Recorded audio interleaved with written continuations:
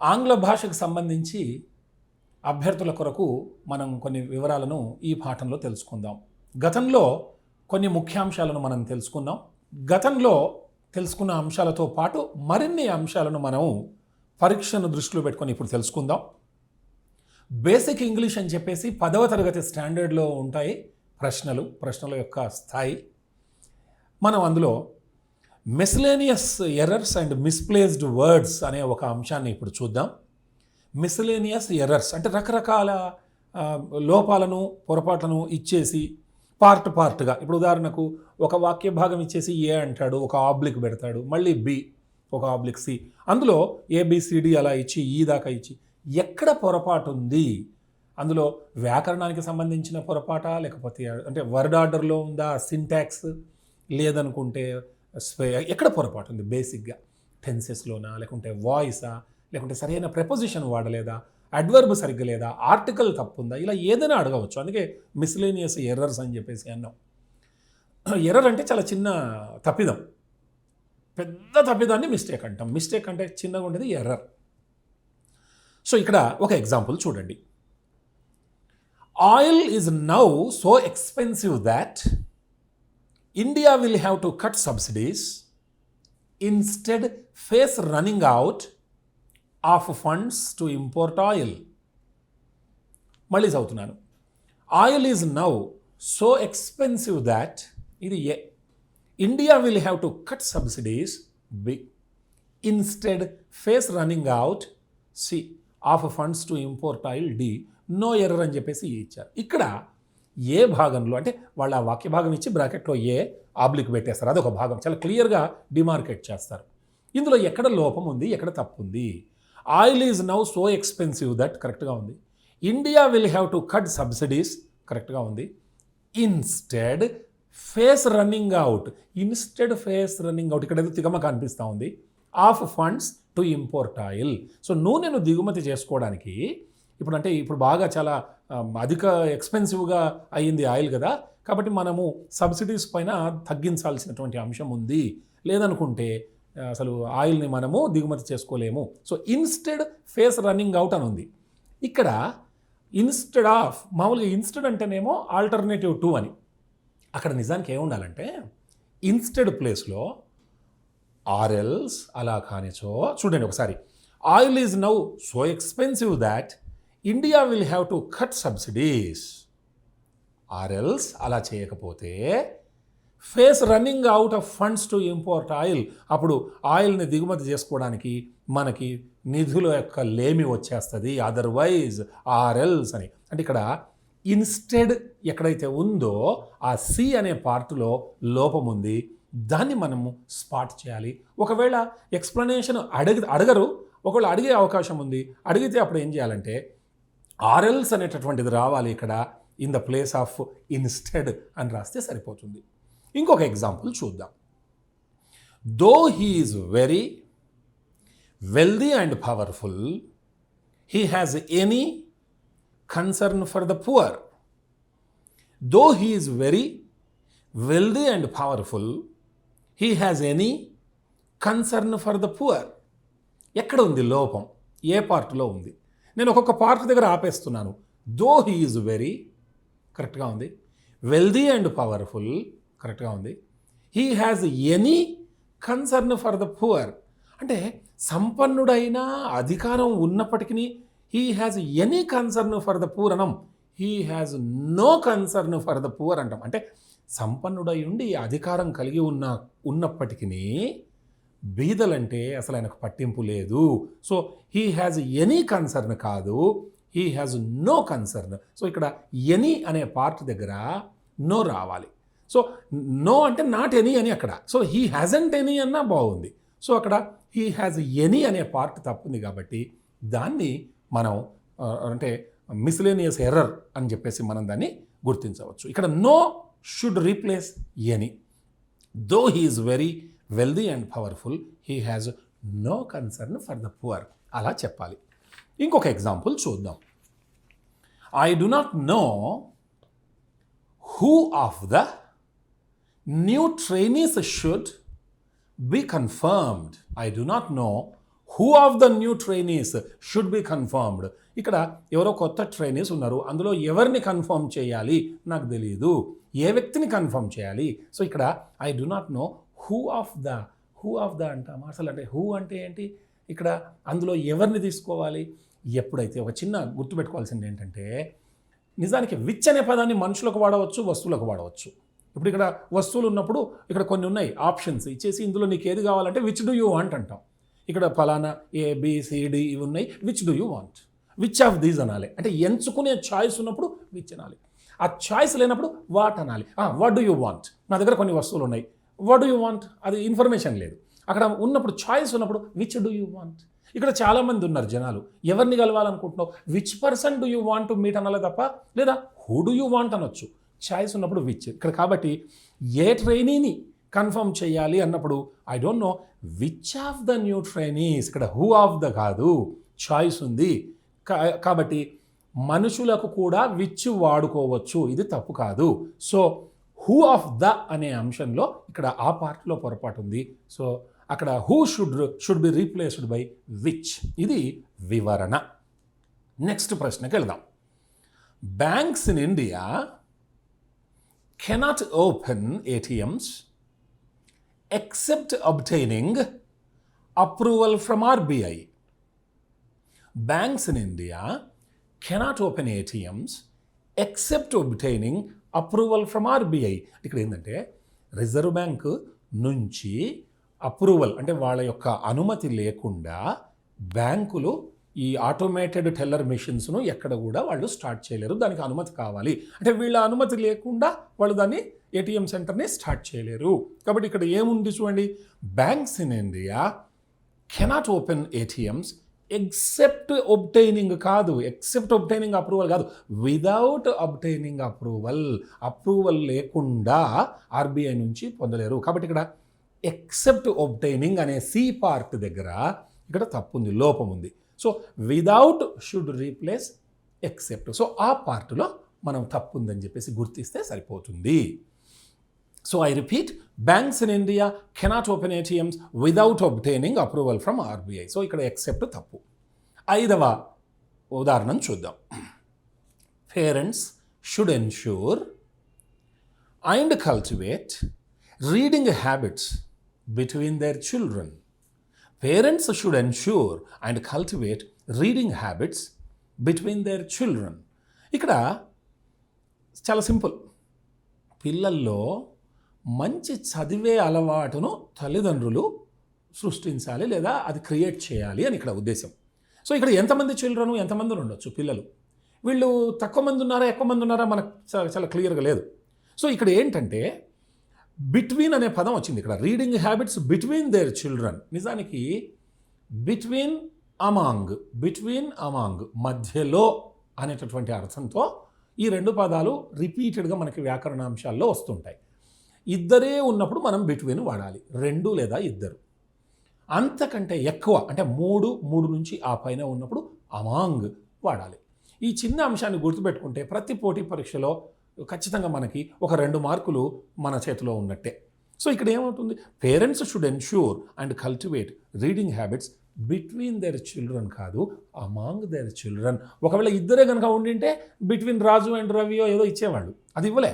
కాబట్టి మనం ఖచ్చితంగా దీన్ని బహువచనంగా ప్లూరల్ నంబర్గా భావించాలి.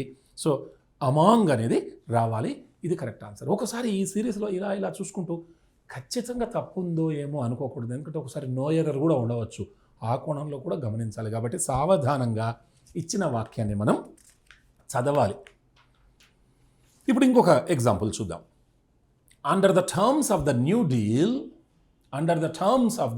Deal the channel can broadcast the next cricket tournament to be played among India and Australia. బాగా వినండి. Under the terms of the new deal, the channel can broadcast the next cricket tournament to be played among India and Australia. ఇందాకనే గమనించాం మనం between and among అని. ఇక్కడ ఈ కొత్త ఒప్పందం ప్రకారము ఈ ఛానల్ అనేది ఈ కొత్త అంటే భారతదేశము ఆస్ట్రేలియా మధ్య జరిగే క్రికెట్ టోర్నమెంట్ని అది ప్రసారం చేస్తుంది. ఇక్కడ ఎవరు ఆడేది? రెండే దేశాలు, ఇండియా అండ్ ఆస్ట్రేలియా, రెండే ఉన్నాయి. కానీ ఎలాంటి ప్రిపోజిషన్ వాడారు? అమాంగ్ అనేది వాడారు. మనం 3 లేదా అంతకంటే ఎక్కువ ఉన్నప్పుడు అమాంగ్ అన్నాము, రెండింటి మధ్యలో అయితే బిట్వీన్ అన్నాం. సో ఇక్కడ అమాంగ్ అనేది తప్పు. కాబట్టి అక్కడ ఏముండాలి? Between should replace among. So correct answer ఎట్లా ఉండాలంటే, under the terms of the new deal the channel can broadcast the next cricket tournament to be played between India and Australia. ఇది right answer. Number 7 చూద్దాం example. In 1927 Charles Lindbergh was the first to fly solo non-stop from New York to Paris in such a short time. In such a short time. ఇది అంటే అతను ఒక్కడే non స్టాప్గా New York నుంచి ప్యారిస్కి fly చేశాడు అని అర్థం. In 1927 Charles Lindbergh was the first to fly solo non-stop from New York to Paris in such a short time. ఇక్కడ such a short time అనం మనం నిత్య జీవితంలో such a short time. ఇక్కడ ఇది ఒక అంటే కొన్ని ఎక్స్ప్రెషన్స్ని మనం మార్చకూడదు. ఆంగ్ల భాషలో ఆర్టికల్స్ ఖచ్చితంగా వాడతాం మనము నౌన్స్ ముందర. సో ఇక్కడ ఆ స్వల్ప వ్యవధిలో అనేటటువంటి ఎక్స్ప్రెషన్లో మనం ఎప్పుడు కూడా సచ్ అ షార్ట్ టైం అంటాం. ఇది ఎట్టి పరిస్థితుల్లో మార్చకూడదు. కాబట్టి ఇక్కడ ఇస్తుంది ఏంటంటే సచ్ షార్ట్ టైం అన్నారు. సో ఇక్కడ మనం దీన్ని ఎన్నో షార్ట్ టైమ్స్ ఉంటాయి, అందులో ఇది ఒక లెక్క పెట్టేటటువంటి అంశంగా భావిస్తూ సచ్ అ షార్ట్ టైం అంటాం. కాబట్టి ఆ సచ్ షార్ట్ టైం దగ్గర పొరపాటు ఉందని మనం గమనించాలి. And remember, such a short time is always right and never use such short time because it is wrong. Now will go to the next example. TALC, talk. మనం talcum powder అంటాం. Talk a soft mineral with a variety of users is sold in slabs or in powdered form. So ఈ talc అనేటటువంటిది ఇది soft mineral with a variety of users. అంటే దీన్నట with talc a soft mineral. ఈ మినరల్కి ఏముందంట? With a variety of users. బాగా గమనించండి. Is sold in slabs or in powdered form. ఇది అంటే ముక్కలుగా పలకలుగా కానీ లేకుంటే పౌడర్ ఫామ్లో కానీ దీన్ని ఈ మినరల్ను అమ్ముతారు. దీనికి చాలా ప్రయోజకులు, వాడకందారుల ప్రయోజనాలు ఉన్నవా? ముందు మనం టాల్క్ తీసుకున్నప్పుడు టాల్కమ్ పౌడర్ అంటాం కదా, దాన్ని the soft mineral with a variety of users కాదు, with a variety of uses. ఎన్నో ప్రయోజనాలు కలిగినటువంటి దీన్ని వాడతారు అని. సో ఒక చిన్న పొరపాటు చూడండి ఇక్కడ, uses should replace users. So ముందు దానికి యూజెస్ ఉంటే తర్వాత మార్కెట్లోకి వచ్చినాక అప్పుడు యూజర్స్ స్టార్ట్ అవుతారు, కస్టమర్స్. కాబట్టి soft mineral with a variety of users దగ్గర వెరైటీ ఆఫ్ యూజెస్ రావాలి. ఒక్కసారి దాన్ని వింటే ఆ కోణంలో ఆలోచించడం అర్థమవుతుంది. కాబట్టి పరీక్షలో అది చాలా సులభం అవుతుంది. Next will go to 9th one. Alike ethnographers, ethnohistorians make systematic observations, but they also gather data from documentary and oral sources. ఇక్కడ ఎథ్నోగ్రాఫర్స్ అంటే మానవ జాతికి సంబంధించిన శాస్త్రవేత్తలు, అంటే మనుషుల గురించి అధ్యయనం చేసేవాళ్ళు ఎథ్నోగ్రాఫర్స్. ఏమంటున్నాడు? అలైక్ ఎథ్నోగ్రాఫర్స్, ఎథ్నోహిస్టారియన్స్ అంటే మానవ జాతి చరిత్రను అధ్యయనం చేసే శాస్త్రవేత్తలు వీళ్ళలాగనట వాళ్ళు ఏం చేస్తారట? Make systematic observations but they also gather data from documentary and oral sources. Alike ethnographers అంటే మానవ వర్ణన శాస్త్రవేత్తల లాగా. అసలు ఏదైనా ఒక వాక్యం ఇలా అలైక్ దెమ్, అలైక్ హిమ్ అంటామా? మనము లైక్ హిమ్, లైక్ దెమ్ అంటాం, కానీ వారిలాగా, వారి వలె. సో ఇక్కడ అలైక్ ప్లేస్లో స్టార్టింగ్లో లైక్ అనేది రావాలి, అంటే జస్ట్ లైక్ దాట్ అని. So like ethnographers, ethnohistorians make systematic observations but they also gather data from documentary and oral sources. ఇక్కడ alike ప్లేస్లో like రావాలి.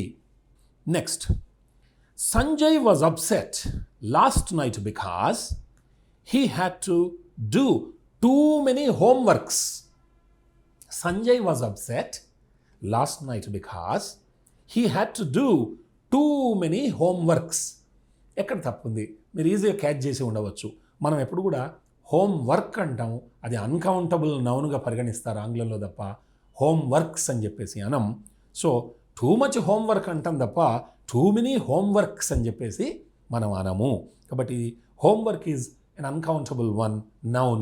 For that reason we should say too much homework but not too many homeworks. కాబట్టి అక్కడ అది లోపం అని చెప్పేసి మనం దాన్ని వివరించవచ్చు. సో ఇంకొక ఎగ్జాంపుల్ చూద్దాం.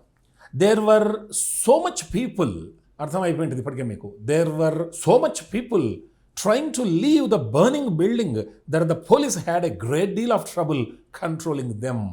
There were so much people, ఎక్కడైనా సో మచ్ పీపుల్ ఉంటారా? పీపుల్ అనేది నంబరు, క్వాంటిటీ అయితే so much so and so అని ఉంటుంది, తప్ప సో మెనీ పీపుల్. సో అక్కడ మచ్ ప్లేస్లో మెనీ రావాలి. కొన్ని వినగానే పట్టేయచ్చు మనం. There were so many people trying to leave the burning building that the police had a great deal of trouble controlling them. అది ఇక్కడ ఇంకొక example. Mrs Anand bought last week a new sports car. Mrs Anand bought last week a new sports car అంటే ఈమె పోయిన వారాన్ని కొన్నదా లేకపోతే కారును కొన్నదా? She bought last week a new sports car. However, she has yet to learn how to operate the manual gear shift. However, she has yet to learn how to operate the manual gear shift. ఇదంతా బాగుంది. స్టార్టింగ్లోనే ఒక లోపం ఉంది, బాగా గమనించండి. Mrs Anand bought last week a new sports car. A place for everything and everything in its place అన్నట్టుగా ప్రతి వస్తువుకు ఒక స్థలం, ఆ స్థలం దాని ప్లేస్లో ఉండాలంటే ఇక్కడ వాక్య నిర్మాణం కూడా వర్డ్ ఆర్డర్ ఎట్లుండాలంటే subject Anand, verb action she bought, she did what, she bought. She bought what? A new sports car. She bought that when? Last week. ఇది ఒక క్రమమైన పద్ధతి. సో సబ్జెక్టు, వర్బు, ఆబ్జెక్టు వచ్చిన తర్వాత బట్ వెన్, ఆ time అనేది తర్వాత రావాలి. కానీ ఇక్కడ ఏమైంది? Mrs Anand bought last week a new sports car. అది ఎలా ఉండాలంటే Mrs Anand bought a new sports car last week.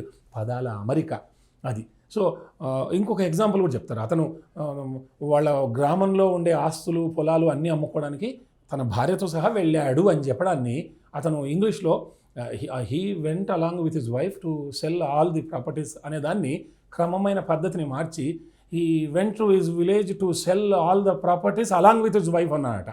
అంటే వస్తువులతో పాటు ఆ భార్యను కూడా అమ్ముతాడంటే చూసారా ప్లేస్ ఎక్కడెక్కడ. He went to the village along with his wife to cell everything. So to cell along with his wife కాదు ఇక్కడ. సో ఇలా ఇక్కడ కూడా అలాంటిదే అన్నట్టు. దాని యొక్క వర్డ్ ఆర్డర్ని మనం సరిగ్గా దృష్టిలో పెట్టుకోవాలి. So Mrs Anand bought a new sports car last week ఇలా ఉండాలి. కాబట్టి మిస్టేక్ ప్రారంభంలోనే ఉంది.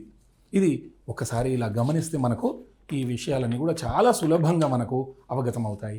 చివరి ఎగ్జాంపుల్ చూద్దాం. ఇందులో Neha hardly never misses an opportunity to play the tennis tournaments. Neha hardly never misses an opportunity to play the tennis tournaments.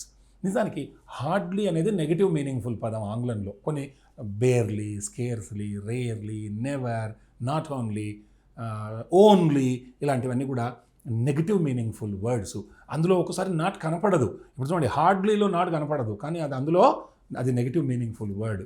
కాబట్టి అది వచ్చిన తర్వాత మళ్ళీ నెవర్ రాకూడదు, అందులోనే నెగిటివిటీ ఉంది.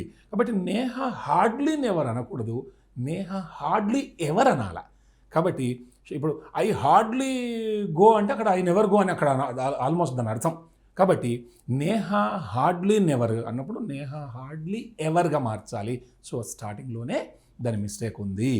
సో ఈ రకంగా మనము ఈ అంశాలని ఎక్కడ మిస్టేక్ ఉందనేటటువంటి అంశాన్ని మనం ఈజీగా గమనిస్తే మనకు ఆ ప్రశ్నని ఎదుర్కోవటం చాలా చాలా సులభమవుతుంది. అదేవిధంగా మనకి మరొక ప్రధానమైనటువంటి అంశం రీడింగ్ ఎబిలిటీ, రీడింగ్ కాంప్రిహెన్షన్. అంటే ఒక పారాగ్రాఫ్ ఇచ్చేసి పారాగ్రాఫ్ చివరిలో ప్రశ్నలు ఇస్తారు, ఆ ప్రశ్నలకి సమాధానాలు రాయటం. ఇది మామూలు మనం 5వ తరగతి నుంచి మొదలుకొని ఐఏఎస్ పరీక్ష దాకా ప్రతి పోటీ పరీక్షలో ఈ రీడింగ్ కాంప్రిహెన్షన్ ఉంటుంది. ఇది ఒక బెస్ట్ మెథడ్ ఒక అభ్యర్థి యొక్క భాషా పాఠవాన్ని చెక్ చేయడానికి.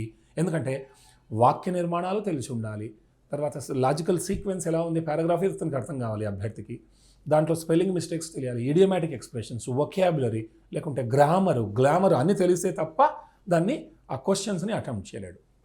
అయితే ఇక్కడ ఒక్కసారి జస్ట్ ఈ అంశాన్ని వినండి.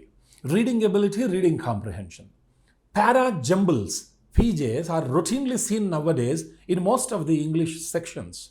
PJs are similar to reading comprehension in many ways. Ideally, PJs should be attempted either before reading the RC or after reading the RC. However, this is left to the individual choice of the candidate.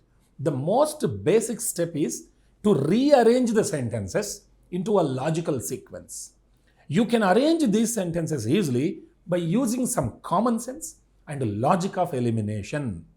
Read all the sentences, identify the opening sentence, identify concluding sentence, look for connecting sentences, and build sentence pairs. You will usually find sentences which you know for certain connect with each other. You can then build sentence pairs to complete the paragraphs. అంటే ముందు మీరు అక్కడ ఇచ్చినటువంటి పారాగ్రాఫ్ని అంటే జనరల్గా ఏం చెప్తారంటే నిపుణులు ముందు పారాగ్రాఫ్ చదవకండి, ప్రశ్నలని బాగా చదవండి. ప్రశ్నలని బాగా చదివిన తర్వాత అసలు ఆ ప్రశ్నలు ఏం అడుగుతున్నారు, తద్వారా మీరు నెక్స్ట్ ఒక 2-3 సార్లు ప్రశ్నలు చదివి నెక్స్ట్ పారాగ్రాఫ్కి వస్తే ఆ పారాగ్రాఫ్ మొత్తం చదవాల్సిన అవసరం ఉండదు. ఈ ప్రశ్నలో అడిగిన అంశాలను దృష్టిలో పెట్టుకొని అక్కడ మనం ఆన్సర్స్ చెక్ చేస్తుంటాం, అవసరము లేని వాక్యాలను ఎలిమినేట్ చేస్తుంటాం. కాబట్టి జనరల్ టెక్నిక్ ఏంటంటే ముందు read the questions first thoroughly once twice thrice, then you go back to the paragraph. అప్పుడు ఏమవుతుందంటే అవసరం లేని వాక్యాలను ఎలిమినేట్ చేసి కావాల్సినటువంటి ప్రశ్న జవాబు మనం పారాగ్రాఫ్లో దొరికించుకోవచ్చు.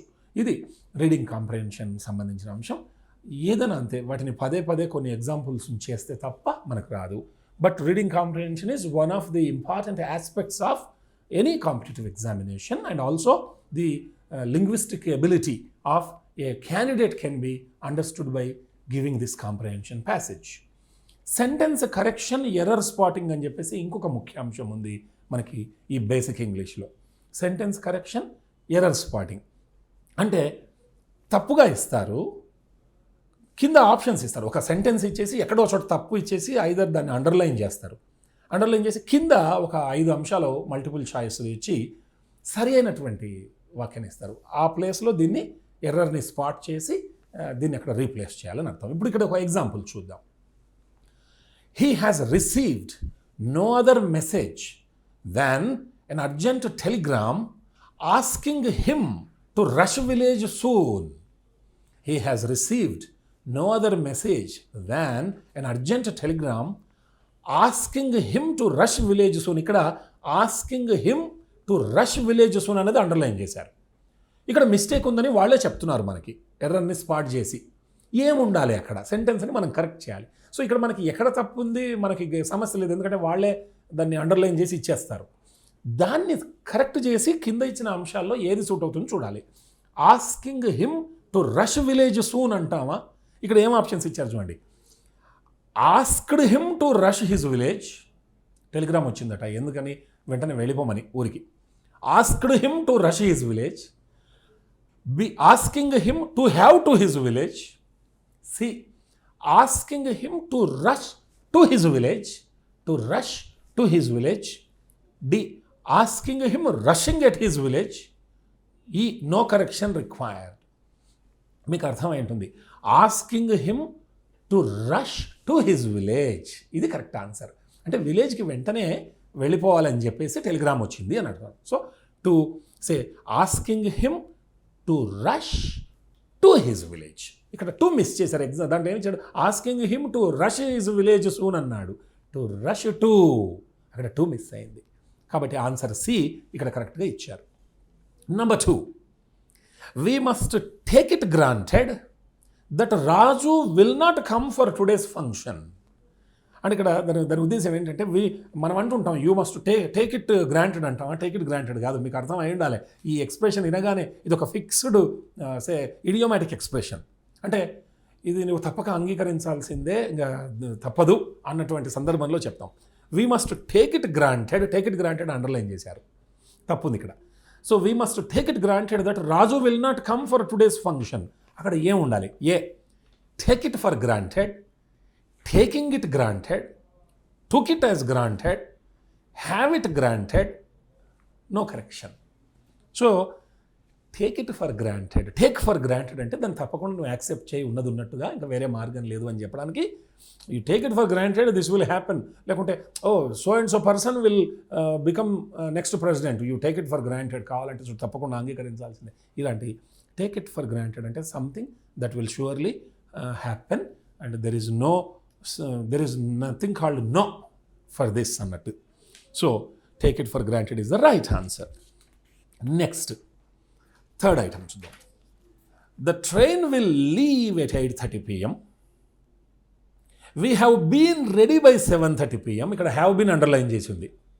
The train will leave at 8:30 PM, 8:30కి వెళ్తుంది. We have been ready by 7:30 PM, 7:30కు రెడీగా ఉన్నాం. So that we can reach the railway the station in time. So that we can reach the station in time. బాగా గమనించండి, ఇక్కడ have been underline అయింది. The train will leave at 8:30 PM. We have been ready by 7:30 PM, have been underlined. So that we can reach the station in time. ఇక్కడ options ఏంటంటే we were ready by 7 PM, we must be ready by 7 PM, we are ready by 7:30 PM, we should have ready by 7:30 PM, no correction required. Train ఏమో 8:30కు ఉంది, 7:30 వరకు మనం రెడీగా ఉండాలి. So that మనం ఇన్ టైంలో అక్కడ ఉంటాం. కాబట్టి the train will leave at 8:30 PM బాగుంది. We have been ready by 7:30 PM, we were ready అంటే ఆల్రెడీ ఉంటిమి అని. వీ మస్ట్ బీ రెడీ అంటే 7:30 వరకు రెడీగా ఉండాలా, అప్పుడే మనం ట్రైన్ను క్యాచ్ చేస్తాం. వీ ఆర్ రెడీ, ఇంకా సందర్భమే రాలేదు, ఎప్పుడు రెడీగా ఉన్నాం. వీ షుడ్ హ్యావ్ రెడీ, అది గ్రామాటికల్ కాదు, no correction require. Must be is the right answer. ఎందుకంటే we must be ready by 7:30 PM, అప్పటిదాకా సిద్ధంగా ఉండాలి. So that we can reach the station in time, సకాలంలో రైల్వే స్టేషన్కి వెళ్ళగలము. కాబట్టి must be is the right answer. చూడండి, the train will leave at 8:30 PM. We must be ready by 7:30 PM so that we can reach the station in time. Number 4. Vishwas unnecessarily picked up a quarrel with Suresh and left the party. ఇక్కడ picked up underline చేసి ఉంది. Vishwas unnecessarily picked up a quarrel with Suresh and left the party. అనవసరంగా సురేష్తో గొడవపడ్డాడు మరియు party మధ్యలోంచి వెళ్ళిపోయాడు Vishwas. So ఇక్కడ picked up అనేది underline చేసింది. Has picked up, picked on, picked, picking up, no correction required అని కూడా ఇచ్చారు. బాగా గమనించండి, Vishwas unnecessarily picked up a quarrel, అనవసరంగా గొడవ పడ్డాడు with Suresh and left the party. చాలా చక్కగా ఉంది ఈ వాక్యం. ఖచ్చితంగా అక్కడ ఏదో అండర్లైన్ చేశారంటే బలవంతంగా మనము దాన్ని తప్పని చెప్పేసి చూడక్కర్లేదు. ఒకసారి ఆ కోణంలో కూడా అప్రమత్తంగా ఉండాలి. So everything is perfect, there is no correction required. Number 5. Raja has the guts to rise from the occasion and come out successfully. ఇక్కడ to rise from అనేది అండర్లైన్ చేశారు. Raja has the guts to rise from the occasion and come out successfully. ఇక్కడ to rise from అంటే అసలు ఏముంది అక్కడ తప్పు? In rising from అనాలా, to rise with, to rise against, to rise to, no correction required.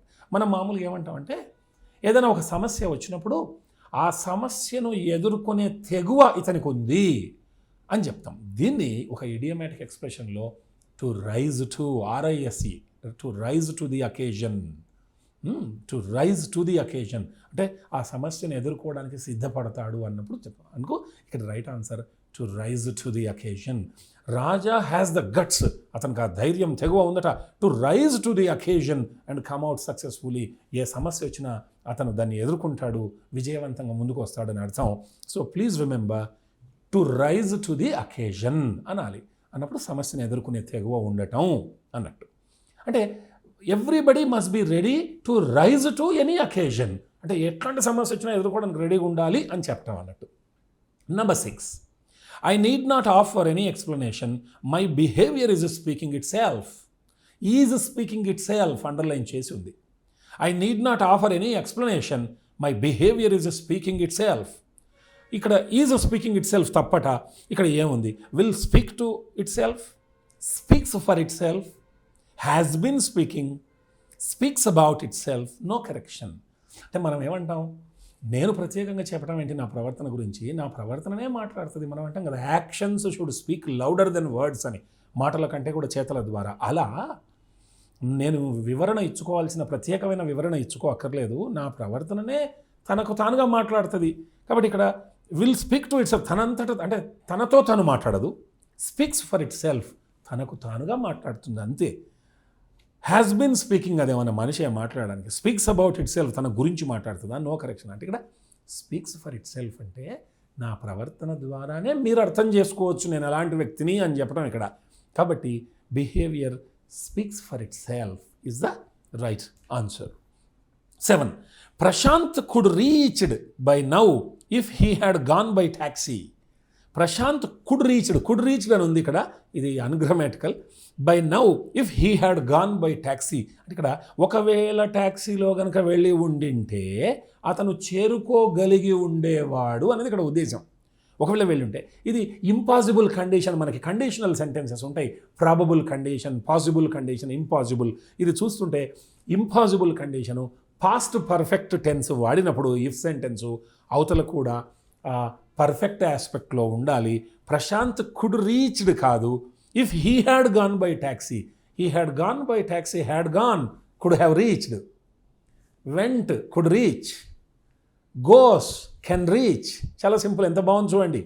If he goes by taxi he can reach, if he went by taxi he could reach, if he had gone he could have reached. ఎంత simple. కాబట్టి ఇక్కడ if he had gone అని fast పర్ఫెక్ట్లా if clause వచ్చింది కాబట్టి main క్లాజ్లో కూడా he could have reached అని రావాలి. అక్కడ ఇచ్చింది could reach, reached, should reach, could have reached మనం అనుకున్నది నో కరెక్షన్. అంటే ఇలా మనకి ఆ గ్రామాటికల్ అంశాలు, conditions, probable condition, possible condition, impossible కండిషన్లు తెలిస్తే టక్కున మనం ఊహించుకోవచ్చు. ఇప్పుడు ఉదాహరణకు మనం ఇంకొక అంశాన్ని చూద్దాం. ఎలా అంటే if you give a book he may read it, ఇస్తే చదవచ్చు. Give, may read. ఆల్రెడీ ఇచ్చి ఉంటే చదివేవాడేమో. If you gave he might read. ఇక్కడ గేవ్ పాస్ట్లో ఉంది, మైట్ రీడ్, మైట్ కూడా పాస్ట్లో ఉంది. ఇది పాస్ట్ పర్ఫెక్ట్లో. If you had given the book he might have read, had given might have read. ఎంత క్లియర్గా ఉంది చూడండి. ఈ క్లాజ్కి లింక్ టెన్స్కి సంబంధించి చూడండి. దీన్నే సీక్వెన్స్ ఆఫ్ టెన్స్ అంటారు, internal agreement. If you give he may read, if you gave he might read, if you had given he might have red. Give, may read, gave, might read, had given, might have red. ఇలా ఇంత సింపుల్గా. So అతను goes can reach, goes by taxi, goes can reach, vent could reach, had gone could have reached. ఇది అక్కడ మనకిచ్చినటువంటి correction. Number 8. Last year, the club has received a large donation. Present పర్ఫెక్ట్లో has received అంటున్నాం, last year గురించి మాట్లాడుతున్నాం. The club has received అంటే ఇది ఇప్పుడే రిసీవ్ చేసుకుంది అని. లార్జ్ డొనేషన్ లాస్ట్ ఇయర్ అని మనకి ఎప్పుడైతే అంటే మనం ఇక్కడ ఆప్షన్స్కి వెళ్ళే కంటే ముందే ఒక పాస్ట్ టైం రెఫరెన్స్ ఏదొచ్చినా హింట్ సింపుల్ పాస్ట్ టెన్స్ మాత్రమే వాడాలి. ఇది గుర్తుపెట్టుకోవాలి. 1 hour ago, yesterday, last Sunday, 10 years ago, 1 hour ago, 2 days ago. ఇలా పాస్ట్ టైంకు సంబంధించిన ఏ టైం రెఫరెన్స్ వచ్చినా మనకి చాలా సింపుల్ గుర్తుపెట్టుకోవాల్సింది ఏంటంటే కొండ గుర్తు, అది సింపుల్ పాస్ట్లో ఉండాలి. So last year the club has received కాదు, last year the club received అని ఉండాలి. చూడండి, last year the club received a large donation. ఇక్కడ హ్యాజ్ రిసీవ్డ్ అని ఇచ్చి ఆప్షన్స్ ఇచ్చాడు. Received, has to receive, had received, receives, no correction required. Last year కాబట్టి received ఉండాలి. ఇది right answer. Number 9. Sunita has managed to complete the work I gave her. Sunita has managed to complete the work I gave her. ఇక్కడ has managed అనేది అక్కడ మనకి ఇచ్చారు. Has మేనేజ్డ్ని underline చేశారు. So నిజానికి బాగా గమనిస్తే కరెక్ట్గా అనిపిస్తూ ఉంది ఈ sentence. She has managed to complete the work I gave her. నేను ఇచ్చిన వర్క్ను గతంలో ఇచ్చా, ఇప్పటిదాకా పూర్తి చేయడంలో తను మేనేజ్ చేసింది అన్నట్టు అర్థం. So Sunita would have managed, has management, had to manage, has to manage. తర్వాత no correction. So no correction is the right answer. మిగతా ఆప్షన్స్ అన్నీ రాంగ్ ఆప్షన్స్ ఉన్నవి. Sunita has managed to complete the work I gave her. నేను ఇచ్చిన పని పూర్తి చేయడంలో సఫలీకృతురాలు అయ్యింది అని అర్థం. ఇక్కడ number 10, Venkat tries to make me change my mind but I was firm. Venkat tries to make me change my mind but I was firm. ఇక్కడ ఐ వాజ్ ఫర్మ్ అంటే పాస్ట్ టెన్స్లో నడుస్తూ ఉంది ఇక్కడ. కానీ నేను చాలా ఫర్మ్గా రూఢిగా ఉండింటి, నా మనసు మార్చుకోలేదు అంటే పాస్ట్. మరి వెంకట్ ట్రైస్ టు మేక్ అన్నాడు. ఆల్రెడీ పాస్ట్ గురించి మాట్లాడుతూ ట్రైస్ ఎట్లా ఉంటుంది? పాస్ట్లో ఉండాలి. కాబట్టి అక్కడ ఏముండాలి? వెంకట్ ట్రైడ్ అని ఉండాలి. Venkat tried to make me change my mind but I was firm. అక్కడ ఏమి ఇచ్చాడు ఆప్షన్స్ అంటే tried, trying, would try, had been tried, no correction required. So Venkat trying అనం, వెంకట్ వుడ్ ట్రై అనడానికి అవకాశం ఉంది కాబట్టి ఇక్కడ సెట్ కాదు. హ్యాడ్ బీన్ ట్రైడ్ అనేది రాంగ్, నో కరెక్షన్ రిక్వైర్డ్ అనేది కాదు. Already Venkat tried to make me change my mind, ఇది అప్రోప్రియేట్ ఆన్సర్. ఇంకోటి చూద్దాం. Ramesh has left when I reached his home. అంటే నేను వాళ్ళ ఇంటికి వెళ్ళాను, ఇక్కడ హ్యాజ్ లెఫ్ట్ని అండర్లైన్ చేశారు. అయితే ఇది చాలా రిపీటెడ్గా టెన్సెస్కి సంబంధించి మనము గుర్తుపెట్టుకోవాల్సింది ఏంటంటే past perfect tense, simple past టెన్స్ను కాంబినేషన్లో వాడతాను జనరల్గా. ఎలా అంటే గడిచిపోయిన 2 పనులను చెప్పేటప్పుడు రీసెంట్గా అయిపోయినటువంటి పనిని సింపుల్ పాస్ట్లో, అంతకంటే ముందే జరిగినటువంటి పనిని పాస్ట్ పర్ఫెక్ట్లో, అంటే పాస్ట్ ప్రీ పాస్ట్. పాస్ట్కి పాస్ట్ను మనం ప్రీ పాస్ట్ అంటాం, అది ఏంటో కాదు పాస్ట్ పర్ఫెక్ట్. ఒకటి సింపుల్ పాస్ట్లో ఉండాలి, ఒకటి పాస్ట్ పర్ఫెక్ట్ ఉండాలి. ఏది సింపుల్ పాస్ట్లో ఉండాలి? ఉన్న 2 అయిపోయిన పనులలో రీసెంట్ పనిని సింపుల్ పాస్ట్లో ఉంచాలి, దానికంటే ముందు జరిగిన దాన్ని ప్రీ పాస్ట్లో ఉంచాలి. ఇప్పుడు ఇక్కడ ఏమైంది? రమేష్ హ్యాజ్ లెఫ్ట్, అతను వెళ్ళిపోయాడు. When I reached his home, నేను వాళ్ళ ఇంటికి వెళ్ళా. ఒకవేళ నేనే కనుక ముందు వెళ్ళింటే నాకు అతను దొరికేవాడు. కానీ ఏమైంది? ఆయన వెళ్ళిపోయాడు. అంటే చాలా కాలం క్రితం అతను వెళ్ళిపోయాడు, రీసెంట్గా నేను అతని ఇంటికి వెళ్ళాను. కాబట్టి అతని ఇంటికి వెళ్ళటం సింపుల్ పాస్ట్లో ఉండాలి, అంతకంటే ముందు అతను వెళ్ళిపోవడం పాస్ట్ పర్ఫెక్ట్లో ఉండాలి. అప్పుడు ఏముండాలంటే Ramesh had left when I reached his home, before I reached his home he had already left, ఇలా ఉండాలన్నట్టు. సో ఇక్కడ రమేష్ హ్యాజ్ లెఫ్ట్ అని అండర్లైన్ చేశారు. So has to leave, had left, had leave, leaves, no correction. మనం అంటుంటాం ముఖ్యంగా railway స్టేషన్కి సంబంధించి, నేను రైల్వే స్టేషన్కి వెళ్ళే కంటే ముందే రైలు వెళ్ళిపోయింది, నేనే కనుక ఫస్ట్ వెళ్ళింది అంటే రైలు దొరికేది. సో ముందు ట్రైన్ వెళ్ళిపోయింది, ఆ తర్వాత నేను వెళ్ళాను. సో రీసెంట్గా వెళ్ళింది ఎవరు? నేను. కాబట్టి అది సింపుల్ పాస్ట్లో. ట్రైన్ వెళ్ళిపోవడం పాస్ట్ పర్ఫెక్ట్లో. అది కూడా ఇదే టైప్లో. ఎలా? By the time I reached the railway station the train had already gone, the train had already left, అలా చెప్పాలి. Before I reached it had left, ఇట్లా. లేకుంటే after the train had left I reached the railway station, ఇలా రావాలి. So simple past కాబట్టి simple past పర్ఫెక్ట్ను మంచి కాంబినేషన్లో వాడటం అనేది ఒక అద్భుతమైనటువంటి అంశం వ్యాకరణంలో. గుర్తుపెట్టుకోవాలి, పాస్ట్ ప్రీ పాస్టుల కలయిక ఇది. తర్వాత ఇంకొక ఎగ్జాంపుల్ చూడండి. Naturally with everything gone so well for them it was time for celebration. ఇక్కడ గాన్ సో వెల్ని అండర్లైన్ చేశారు. Naturally with everything gone so well for them it was time for celebration. జనరల్గా naturally with everything gone so well అని డైరెక్ట్గా అలా చెప్పాం, everything going so well అంటాం. Everything going so well, అంతా చక్కగా జరగగా వాళ్ళకి మంచి అంటే పండగ వాతావరణం ఉండింది వాళ్ళకి అన్నట్టు. సో ఇక్కడ ఏమి ఇచ్చాడు? గాన్ సో వెల్ని మనం గోయింగ్ సో వెల్ చేయాలి అండర్లైన్ చేసి. ఇక్కడ ఏమి ఇచ్చారంటే with everything go so well, everything gone as well, everything going as well, no correction అన్నాడు. మనకు కావాల్సిన ఆన్సర్ కూడా ఇచ్చాడు, గోయింగ్ సో వెల్ అని. So naturally with everything going so well for them it was time for celebration. ఇలాంటి పుస్తకాలు చదువుతూ, నవలలు లాంటివి, ఫిక్షన్ బుక్స్, రకరకాల పుస్తకాలను మనం చదువుతూ ఉంటే కేవలం ఎగ్జామినేషన్ రాగానే ఎగ్జామినేషన్ ముందే చదవడం మొదలు పెడితే కాస్త కష్టం అనిపిస్తుంది, అధ్యయనం కాస్త ఇబ్బంది అనిపిస్తుంది. సో అలవాటుగా వాటిని బాగా పుస్తకాధ్యయనం చదవటం నేర్చుకునే వాళ్ళకి భాష చాలా అలవోకగా వస్తుంది. మనం అంటే ఇప్పుడు పరీక్షల దృష్టిలో ఇది రాసినప్పటికీ కూడా నిత్యం పుస్తక పఠనాన్ని ఒక మంచి అలవాటుగా పెట్టుకోవాలి. 13. At a musical night organized for them, the artistic side of the doctors came as forward as they sang beautifully and made the evening truly memorable. చాలా చక్కని ఉదాహరణ. At a musical night organized for them, వాళ్ళకి organise చేశారు, నిర్వహించారు musical night. The artistic side of the doctors came as forward. వీళ్ళ ఉద్దేశం ఏంటంటే వాళ్ళంతా వైద్యులు, వాళ్ళకి ఏదో ఒక ఎంటర్టైన్మెంట్ పెట్టారు, వాళ్ళలో ఉండేటటువంటి ఆ కళాత్మక కోణం బయటకు వచ్చిందట.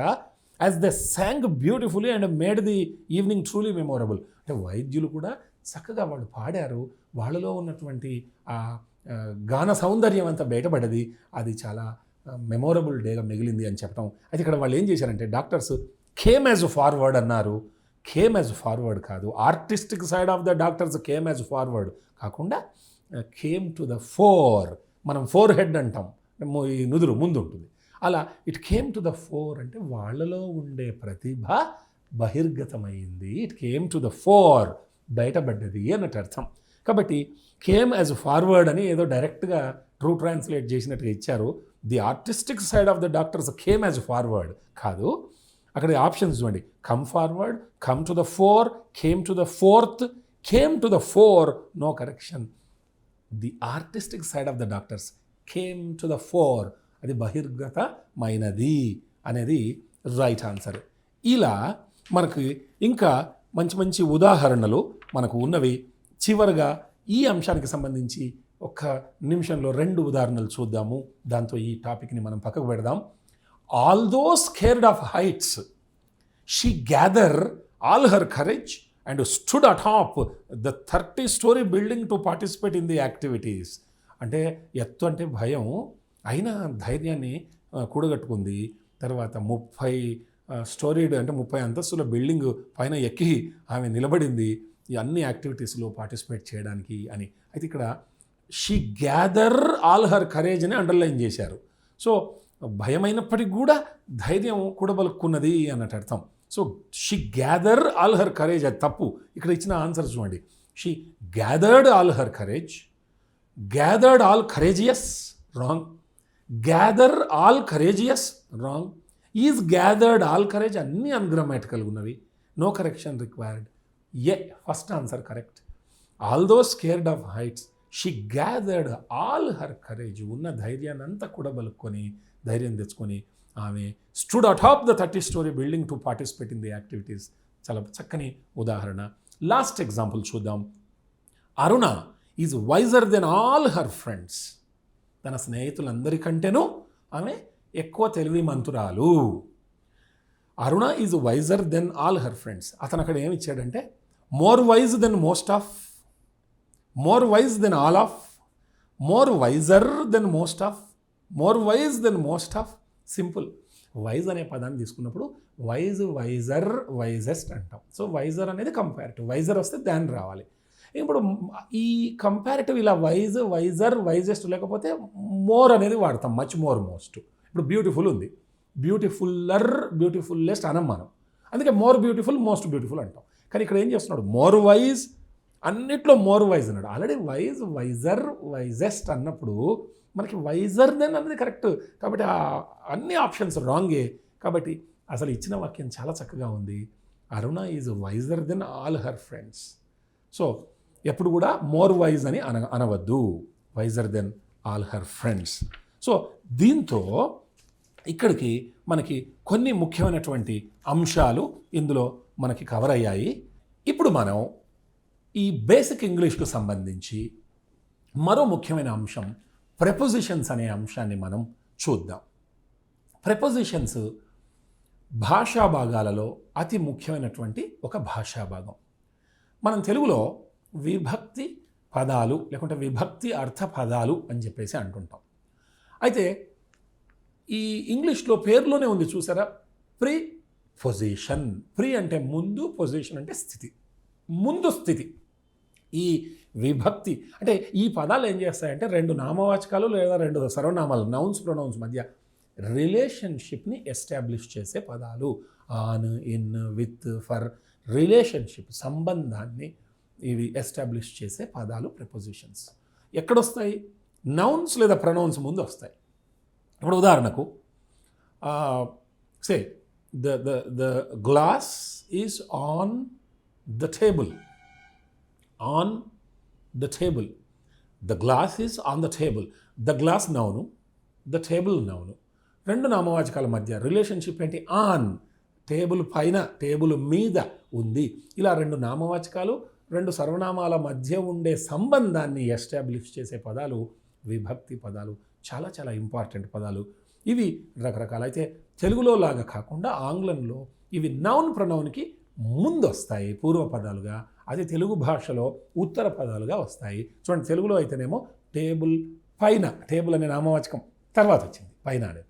టేబుల్ మీద తర్వాత వచ్చింది. ఇంగ్లీష్లో ఆన్ ద టేబుల్, టేబుల్ నౌన్కి ముందు వస్తుంది ఆన్ అనేది, అందుకే ప్రిపోజిషన్. ఆ తెలుగులో పోస్ట్ పొజిషన్ అవుతుంది ఉత్తర పదంగా. ఇవి నిజానికి చాలా ఈజీ. ఎవరికైతే నిఘంటువు, డిక్షనరీని చక్కగా రెఫర్ చేసుకునే అలవాటు ఉంటుందో వాళ్ళకి ప్రిపోజిషన్స్ చాలా ఫింగర్ టిప్స్లో ఉంటాయి. తర్వాత వీటికి సంబంధించి జనరల్గా మనం ఏం చేస్తామంటే 3 తప్పులు చేస్తాం. చేయాల్సింది చెయ్యం, చేయకూడనిది చేస్తాం, ఒకటి చేయాల్సిన చోట ఇంకోటి చేస్తాం. ఇప్పుడు ఉదాహరణకు మనం సే అనేటటువంటి పదం తీసుకుందాం. ఈ సే అనే పదాన్ని వాడినప్పుడు వర్బుగా, దీని తర్వాత ఎవరితో మాట్లాడినప్పుడు టు రావాలా. I said to you, I said to her yesterday, he said to me. Say కానీ సెడ్ కానీ, I say to you, he says to me. Say వాడినప్పుడు టు రావాలి. అయితే మనం ఏం చేస్తాం? చెయ్యాల్సింది చెయ్యం, ఇక్కడ టు వాడాలి కదా, వాడకుండా ఏం చేస్తాం? I said you, he said me, said to me. చేయాల్సింది చేయం. ఇది ఒక తప్పు ప్రిపోజిషన్స్లో. 2, చెయ్యకూడని చోట చేస్తాం, అంటే వాడకూడని చోట వాడతాం. ఇంతకుముందు వాడాల్సిన చోటనేమో వాడలేదు, ఇప్పుడు వాడొద్దు అన్న చోట కూడా వాడతాం. ఉదాహరణకు టెల్, ఇది కూడా చెప్పడం, సేకి సంబంధించింది. టెల్ అనేది ఎక్కడ వాడినా వర్బుగా, ఏ టెన్స్లో డైరెక్ట్ ఆబ్జెక్టు, ఆ వ్యక్తి పేరు, వ్యక్తి గురించి వాడాలి అంతే. I told you, I tell you, she tells me, she told me, ఆమె నాకు చెప్పింది. ఇంకా ఇక్కడ ఎలాంటి ప్రిపోజిషన్స్ వాడొద్దు. ఇక్కడ ఏం చేస్తాం? షీ టోల్డ్ టు మీ అంటాం, I told to you, I tell to you. ఇంతకుముందు వాడాల్సిన చోట వాడలేదు, ఇక్కడ అవసరం లేకుండా వాడుతున్నాం. అక్కడనేమో ఐ సెడ్ యూ అన్నాం, ఐ సెడ్ టు యూ అనాలి. ఇక్కడ యూ టోల్డ్ మీ అనకుండా యూ టోల్డ్ టు మీ అంటాం. సో చేయాల్సింది చెయ్యం, వద్దు అనేది చేస్తాం, చేయకూడని చోట చేస్తాం. ఇంకోటి, ఒకదాని ప్లేస్లో ఇంకొకటి చేస్తాం. ఇది 3వ ప్రధానమైనటువంటి పొరపాటు ప్రిపోజిషన్స్ విషయంలో. ఉదాహరణకి స్పీక్, టాక్ లాంటి క్రియలు వాడినప్పుడు ఆంగ్లేయులు జనరల్గా ఏం చేస్తారంటే టు అనే ప్రిపోజిషన్ వాడతారు. Speak, talk. ఉదాహరణకు I'm speaking to you now, now I'm talking to you, I'm speaking to you, I spoke to you, I talked to you yesterday. Talk to, speak to. నిజానికి మీతో మాట్లాడమే speak to, talk to అంటే. మనం ఏం చేస్తామంటే తెలుగులో తో, మీతో, తో అంటే విత్ కదా, ఇంకెప్పటికీ విత్నే ఊహించుకుంటాం తప్ప తో అనే అర్థం టూతో కూడా వస్తుందని మనం కన్విన్స్ కాము.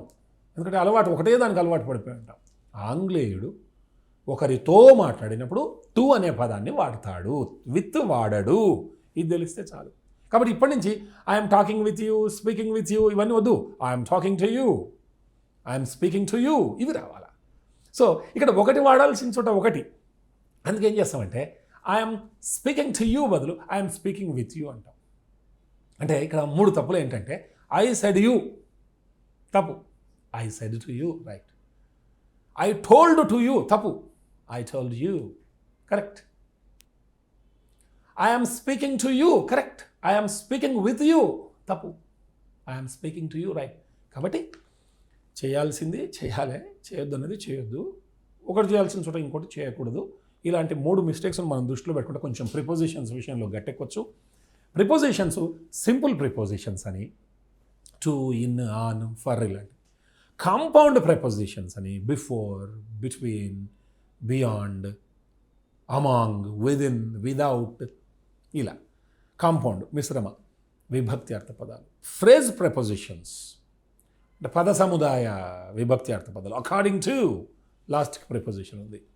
ఇన్ లివ్ ఆఫ్ లాస్ట్కి ఆఫ్ ఉంది. ఇన్స్టెడ్ ఆఫ్ చివరికి ఆఫ్ ఉంది. ఇన్ ఫ్రంట్ ఆఫ్ చివరికి ఆఫ్ ఉంది. పద సముదాయం రూపంలో ఉంటాయి కాబట్టి వీటిని ఫ్రేజ్ ప్రెపోజిషన్స్. అది ఎన్ని రకాల ప్రెపోజిషన్ అయినా ప్రెపోజిషన్ చేసేది ప్రెపోజిషన్ పనే, రిలేషన్షిప్ని ఎస్టాబ్లిష్ చేస్తుంది రెండు నౌన్స్ లేదా ప్రొనౌన్స్ మధ్యలో. తర్వాత పార్టిసిపియల్ ప్రెపోజిషన్స్ అని కొన్ని ఐఎన్జీ ఫామ్లో ఉంటాయి. Regarding money, concerning money, barring my friend అంటే ఎక్సెప్ట్ మై ఫ్రెండ్ అని, బారింగ్ BARRING ప్రెపోజిషన్. సో ఇలా మనకి సింపుల్ ప్రెపోజిషన్స్, కాంపౌండ్ ప్రెపోజిషన్స్, ఫ్రేజ్ ప్రెపోజిషన్స్, పార్టిసిపియల్ ప్రెపోజిషన్స్, ఇలా ముఖ్యమైనటువంటి 4 రకాలు ఉన్నాయి. కాకపోతే ఎగ్జామినేషన్ దృష్టిలో ఇప్పుడు కొన్ని చూద్దాం. ఇప్పుడు ఉదాహరణకు మనం ఎట్, ఇన్ వీటిని వాడతాం. ఈ ఎట్ అనేది ఒక పాయింట్ ఆఫ్ టైంను సూచిస్తుంది, ఒక ఖచ్చితమైన టైం. ఇన్ ఏమో అది ఒక లార్జర్ స్పేస్ ఆఫ్ టైంని సూచిస్తుంది. ఇప్పుడు ఉదాహరణకు he comes here at 9 o'clock in the morning. ఇక్కడ 9 మార్నింగ్ రెండు తీసుకుందాం. 9 అనేది ఒక పర్టికులర్ టైం కాబట్టి ఎట్ వచ్చింది. ఇన్ ద మార్నింగ్ అదొక larger space of time. Morning అనేది అది ఒక క్షణంలో అయిపోదు కాబట్టి అక్కడ ఇన్ వచ్చింది. అదేవిధంగా స్థలాలు కనుక ఉంటే చిన్న స్థలం ఉన్నప్పుడు ఎట్ వాడి దాని ముందు, కాస్త పెద్ద స్థలం ఉంటే దాని దగ్గర మనం ఇన్ వాడతాం. కంపారిటివ్లీ ఇప్పుడు ఉదాహరణకు ఇట్లా అందాం, he lives at Chikkadpally in Hyderabad. కంపారిటివ్గా చిక్కడపల్లి చిన్నది కాబట్టి, హైదరాబాద్ పెద్దది కాబట్టి ఎట్ చిక్కడపల్లి ఇన్ హైదరాబాద్. ఒకవేళ అదే ఏదో ఒక పర్టికులర్ ఉమానిలయం చిక్కడపల్లిలో ఒక ఇల్లు, ఇప్పుడు ఆ ఉమానిలయంలో నివసిస్తాడు, అది చిక్కడపల్లిలో ఉంది. ఈ రెండింటిని పోలుద్దాం, చిక్కడపల్లి ఉమానిలయం. ఉమానిలయం స్మాలర్ ప్లేస్ కాబట్టి he lives at Umanilayam in Chikkadpally. ఇక్కడ చిక్కడపల్లి పెద్దగా అయిపోయాయి కాబట్టి అక్కడ ఇన్ వస్తుంది. కాబట్టి దానికి ఒక అది లేదు, ఇంత పెద్దగా ఉంటే ఎట్ రావాలి, ఇంత పెద్ద. కంపారిటివ్లీ స్మాలర్ ప్లేస్కి ఎట్, లార్జర్కి ఇన్. ఇలా కూడా చెప్పొచ్చు, he lives at Hyderabad in Telangana state. Telangana పెద్దగా అయిపోయాయి కాబట్టి ఎట్. కానీ ఒక స్టేట్ నుంచి మొదలుకుంటే మళ్ళీ మనం ఎట్ తెలంగాణ అనడానికి లేదు, ఎందుకంటే ఎన్నో చాలా విస్తృతం అయిపోయాయి పరిధి. దేనికైనా ఒక హద్దు అనేది ఉంటుందిగా, ఉండాలి కూడా. కాబట్టి కంపారిటివ్లీ స్మాలర్ ప్లేసెస్ దగ్గర ఎట్, లార్జర్ దగ్గర ఇన్ వస్తుంది. తర్వాత బిసైడ్స్ విని ఉంటారు. బిసైడ్ అంటే పక్కన, బై ద సైడ్ ఆఫ్. ఉదాహరణకు he sat beside his mother, వాళ్ళ అమ్మ పక్కన కూర్చున్నాడు, by the side of. Besides అంటే ఇన్ అడిషన్ టు, తో పాటు. అంటే ఇక్కడ ఈ ఎగ్జాంపుల్ చెప్పచ్చు, there are our classmates besides you, నీతో పాటు అంటే ఇన్ అడిషన్ టు యూ మన క్లాస్మేట్స్ కూడా ఉన్నారు. కాబట్టి బిసైడ్ ఆ పక్కనకు, తో పాటు. కన్ఫ్యూజ్ కాకూడదు. బై విత్ అంటే తో, బై అంటే చేత. మనుషులు చేసినప్పుడు ఒక పనిని by so and so person అని, వస్తువును వాడితే విత్ సో అండ్ సో వస్తువు అని అంటాం. అంటే ఉదాహరణకు సో అండ్ సో పర్సన్ లేకుంటే so and so animal was killed with a knife by so and so person. The animal was killed with a knife, with an axe by so and so person. మనిషి అప్పుడు by రావాలి, వస్తువు అప్పుడు with రావాలి. Between, among discuss చేసాం. ఇద్దరే ఉంటే between, ఇద్దరికంటే ఎక్కువ ఉంటే among. The money was divided equally between the two brothers. లేకుంటే among the children it was. లేకుంటే the chocolates were distributed equally among the children. చాలామంది ఉన్నారని అర్థం అక్కడ. సిన్స్ అంటే పాయింట్ ఆఫ్ టైం. ఫ్రమ్ అనేది పాయింట్ ఆఫ్ టైం. అంటే ఫ్రమ్ని పర్ఫెక్ట్ టెన్స్ తప్ప వేరే టెన్స్లో వాడవచ్చు. Since is used for a point of time along with the present perfect tense. She has been ill since last Monday. అప్పటి నుంచి. సిన్స్ అంటే since Monday, since last Monday. From can be used in any tense except perfect tense. They have lived here since the last Diwali. Present perfect వచ్చింది, since పోయిన దివాళి నుంచి. She was ill from Monday to Friday. చూసారా, she was ill simple past కాబట్టి from వచ్చింది, ఇక్కడ since రాలే. From Monday to Friday. లేకుంటే he starts work from tomorrow. ఇది ప్రజెంట్ పర్ఫెక్ట్ కాదు, హీ స్టార్ట్స్. లేకుంటే హీ విల్ స్టార్ట్, ఫ్రమ్ వచ్చింది, he will start the work from tomorrow. In within అంటే మనం టైం గురించి మాట్లాడేటప్పుడు ఇన్ అనేది ఒక క్లోజర్, అంటే ఒక క్లోజ్ ఆఫ్ ఎ పీరియడ్ను మనం వర్ణిస్తే, విదిన్ అనేది ఆ లోపలనే, అంటే less than the close of a period, దీన్ని వర్ణిస్తుంది. ఇప్పుడు ఒక ఎగ్జాంపుల్ చూద్దాం. She will return in a years time. సంవత్సర కాలంలో ఆమె మళ్ళీ వాపసు వస్తుంది, అంటే సంవత్సరం తర్వాత వస్తుందని అర్థం. She will return within a year, అంటే సంవత్సరం కంటే ముందే వస్తుంది. She will return in a years time, సంవత్సరం అయిన తర్వాత వస్తుంది, సంవత్సర కాలంలో. విదిన్ అ ఇయర్ అంటే ఆ లోపలనే వచ్చేస్తుంది. ఇలా మనం కొంచెం ప్రిపోజిషన్స్ని నిఘంటువును వాడుతూ వాటిని వర్బ్స్ ఫాలోడ్ బై ప్రిపోజిషన్స్ చక్కగా ఇచ్చి ఉంటారు. ఆక్స్ఫర్డ్ లాంటి డిక్షనరీ చూసి చక్కగా నేర్చుకోవచ్చు. ఇది పెద్ద కష్టమైన పని కానే కాదు. కాబట్టి we wish you all the success for your examination. All the best.